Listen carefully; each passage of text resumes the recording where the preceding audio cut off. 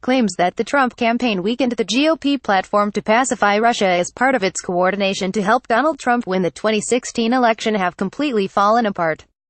Not only did it not happen, an already tough portion of the Republican platform dealing with Russia was strengthened, not weakened, at the GOP convention, writes Byron York for the Washington Examiner.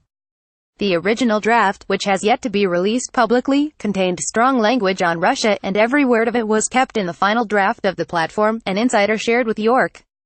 Diana Denman, a former Ted Cruz delegate and Texas political activist who later switched her support to Trump, proposed an amendment during the platform committee meeting at the GOP convention in Cleveland. Denman's amendment praised the Ukrainian people and said they deserved the greatest U.S. assistance. York writes, according to York, the proposed amendment read, "We therefore support maintaining and, if warranted, increasing sanctions against Russia until Ukraine's sovereignty and territorial integrity are restored. We also support providing lethal defensive weapons to Ukraine's armed forces and greater coordination with NATO on defense planning. Simultaneously, we call for increased financial aid for Ukraine, as well as greater assistance in the economic and humanitarian spheres, including government reform and anti-corruption."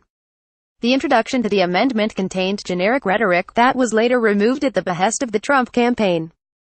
The campaign tweaked the "providing lethal defensive weapons" suggestion to providing appropriate assistance to the armed forces, changing the rhetoric but not the concept. The final amendment added a provision of U.S. aid to Ukraine's armed forces where none had existed in the original draft, making it tougher than it had already been.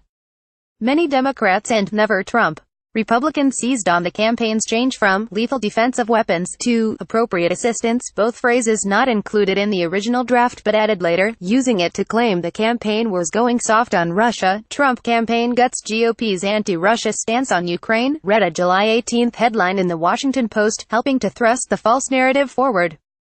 Democrats have continued to make the claim despite a weaker stance on Russia in their 2016 Democratic platform, yet Democrats, along with GOP never-Trumpers, press on, and it appears the platform narrative, wrong as it is, will not die.